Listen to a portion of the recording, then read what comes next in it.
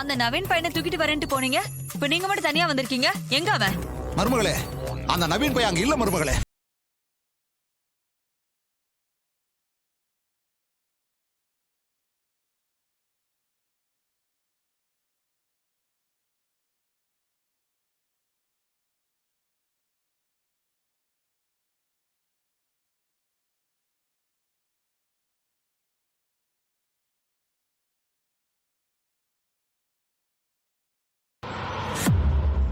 விட மாட்டேன், விட மாட்டேன். பாத்துக்கிறேன் அவனை.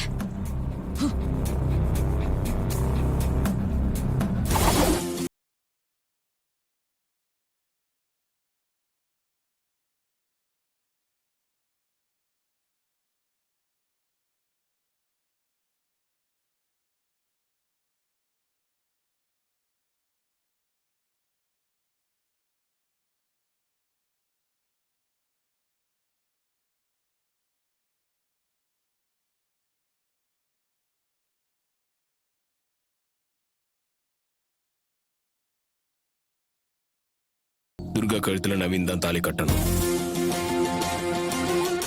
நடக்க போற நிச்சயதார்த்தத்துல நவீன் தான் துர்கா கையில மோதிரத்தை போடுவான். துர்காக்கு நான் ப்ராமிஸ் பண்ணிருக்கேன், அதான் நடக்கும். ஓ, கதை அப்படி போகுதா? அப்போ உங்க தலைமையில தான் நவீன் துர்கா மோதிரம் மாத்தி நிச்சயதார்த்தம் நடக்க போகுது. ஆமா, அப்படித்தான் நடக்கும். அதுல எந்த மாற்றமும் இருக்காது. டேய், இப்ப நான் சொல்றேன் கேட்டுக்க. நீ நினைக்கிறது கண்டிப்பா நடக்காது. என் அக்கா பார்த்து வச்சிருக்கிற மாப்பிள்ளையோட தான் துர்கா கல்யாணம் நடக்கும். நிச்சயதார்த்தப்பவும் அந்த மாப்பிள்ளை தான் துர்கா கையில மோதிரம் போடுவான். அது நான் இருக்கிற வரைக்கும் நடக்காது. அப்படியா சொல்ற? ஏற்கனவே பல முறை முயற்சி பண்ணி தோத்து போயிருக்கீங்க. இந்த விஷயத்துல அதை என்கிட்ட போட்டி போடாம இருங்க. தேவையில்லாம நீங்க தான் அசிங்கப்படுவீங்க. பாக்கலாம்டா, இந்த விஷயத்துல நீயா இல்ல நானான்னு பாத்துருவோம். திரும்ப என்ன சேலஞ்ச் பண்றீங்களா? அப்படிதான் வச்சுக்கோயேன். ஒருவேளை நான் ஜெயிச்சு ஏன் அக்கா பாத்திருக்கிற மாப்பிள்ள துர்கா கையில மோதிரம் போட்டுட்டா நீ என்ன பண்ணுவ?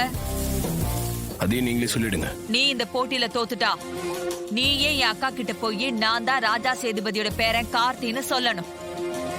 இதுக்கு நீ ஓகேவா? தோத்ததானங்க, பாத்துக்கலாம். என்ன அவ்வளவு கான்பிடண்டா? நீங்க ஜெயிச்சா நான் என்ன பண்ணணும்னு சொல்லிட்டீங்க. நான் ஜெயிச்சா நீங்க என்ன பண்ணுவீங்க? என்ன பண்ணணும்னு நீயே சொல்லு. நீங்க தோத்துட்டா இந்த குடும்பத்துக்கு எடுக்கிற வேலையை உடனே நிறுத்தணும். உங்க அக்காவை பழி வாங்கணும்னு நினைக்கிறது, அக்கா பொண்ணுங்களோட வாழ்க்கையை நாசம் பண்ணணும்னு நினைக்கிறது, இது எல்லாத்தையும் விட்டுட்டு ஒழுங்கா உங்க புருஷன் கூட போய் சந்தோஷமா வாழ்ற வழியை பாருங்க. டேய்,